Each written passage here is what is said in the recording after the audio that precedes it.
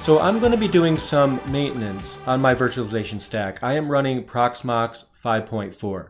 And I think I need to install some updates. I just got a notification that some updates were available, and I'm going to go ahead and install those. I'm going to do a rolling upgrade. So what I'm going to do is I'm going to migrate all the VMs from the first server to the second, upgrade it, reboot it, then migrate all the VMs from the second server to the first, upgrade that one, and reboot it. So you guys can see the process of doing a rolling upgrade, because basically some security and or feature updates were recently released, and I wanted to take advantage of that. But this is something that I have to do anyway, but I figured it'd be fun when I do some maintenance on my home lab to show you guys what I'm doing in case it's something that you're interested in, if you wanted to see what it looks like. So in this video, we're going to go ahead and check out some rolling updates in Proxmox. Let's go ahead and get started. All right, so here we are. I am going to log in as root, paste in my super secret password here, and log in. So here we have my actual virtualization stack. I have two servers in a cluster, vhost 1 and vhost 2. And I have a bunch of virtual machines running here. As you can see, it is a cluster. I have shared storage. It's basically FreeNAS for the shared storage. You can see it right here. And what I'm going to do is I'm going to upgrade the first, and then I'm going to upgrade the second. So for each one of these two hosts, what I'm going to do is just install the regular upgrade. So I'm going to make sure that this is up to date, so I'll refresh it. Okay, so that's complete, just to make sure it has everything. So I'm going to go ahead and upgrade this one. And this just makes sure all the security packages and updates are installed. All right, so that one's done. And just to make sure, I'm going to refresh again. It should tell me that there are no updates. Sure enough, that's exactly what it did. So what I want to do is restart this server. Again, this is a cluster. I do have a paid license to make sure that I have all the features and I get all the upgrades, so I should have mentioned that. But basically what I want to do is right-click here, and I want to bulk migrate all of these VMs over to vhost 2. So I'm going to go ahead and migrate. So I'm going to let that migrate, but what I want to do I thought would be fun. I'm just going to do a ping to my virtual machines here. So let's go ahead and see which one's a good candidate for this. I'm going to ping Plex. That should be migrating here pretty soon. It's number 252. It's kind of grayed out right here.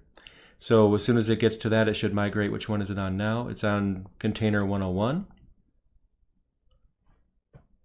And it should start migrating the VMs here pretty quickly. Containers take longer to migrate than VMs because they have to start and stop. Whereas VMs can actually be migrated without basically any downtime at all. Migrating my AWX server right now, VM 201, and Plex should be next. Okay, now it's migrating Plex.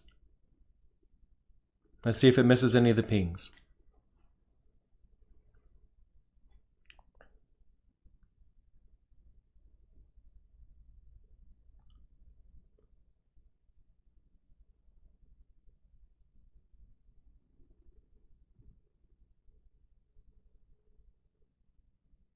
And you know what? I didn't miss a single ping, as you can see. So that's the magic of having a cluster. So I'm going to go ahead and close out of here. And I'm going to let the others migrate, and I will be back when they're done. All right, so here we see the process is complete. And just to give you guys a little overview of each server, they're slightly different, but the same model. Obviously, this server now has very little going on. 24 CPUs, it's actually two 6-core processors with hyper-threading. And we could see that not a lot of RAM is used, not a lot of CPU is used, because I moved everything over to server 2. So of course that would be the case. We have about 64 gigs of RAM or somewhere around there on this host. And then this one right here, I guess it goes without saying, you want to make sure the other server can handle all the load. But now that I moved all the servers over here, you can see that I'm up to about just south of 90% RAM usage, and a little, I guess it's ranging here. For the CPU usage, it's quite high. It's up and down. But I already knew before I did this that any one of these two servers can handle all of the VMs, and that's kind of important here. But since this server was upgraded and I migrated all the VMs off of it, what I'm going to do is reboot it. And since I'm on this host, that's going to actually disconnect me from this. So I was a little impatient. I was going to wait until the first server comes back online, but I connected to the console on my second server, vhost 2, and I just want to get started on the update process to make sure that it's up to date. I'm going to also reboot that one as well. So again, I'll refresh just to make sure my package index is up to date. All right, so that's done. And now I'm going to go ahead and install these updates, just like I did on the first one.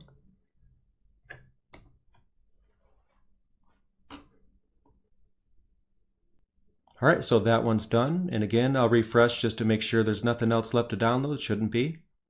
It's okay. So in the background, if you hear my phone buzzing, it's because vhost 1 is down, and I have Nagios alerting me, letting me know that, which I already know. And if you're curious, here's what it looks like. Go ahead and log in here. This isn't a Nagios tutorial, but I thought maybe you guys would be interested in seeing this. And we can see that vhost 1 is alerting. It's down, and all of these are going to go to critical. And then when it comes back up, all of these are going to come back to okay. We can see vhost 2 is okay. Actually, everything is okay.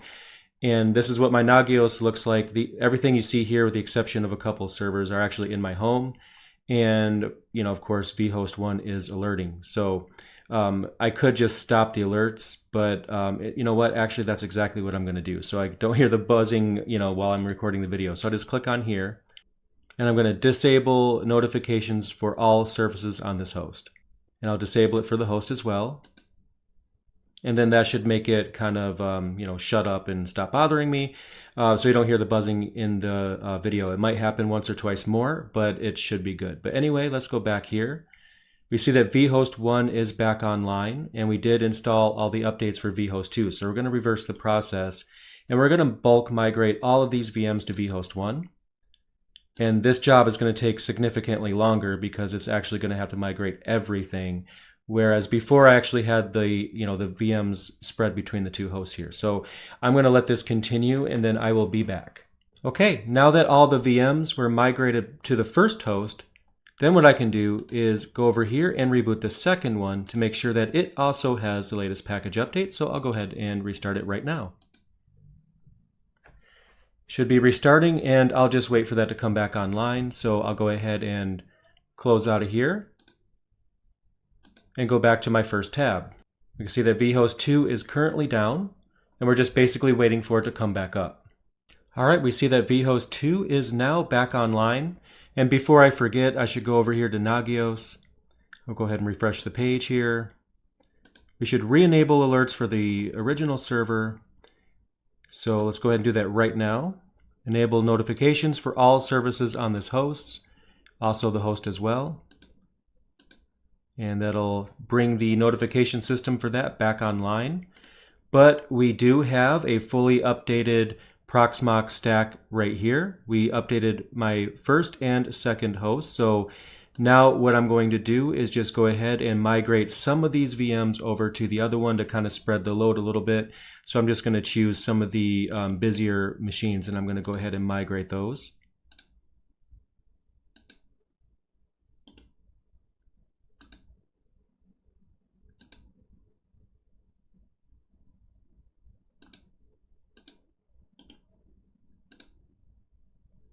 Randomly selecting a few right here, make sure everything is working.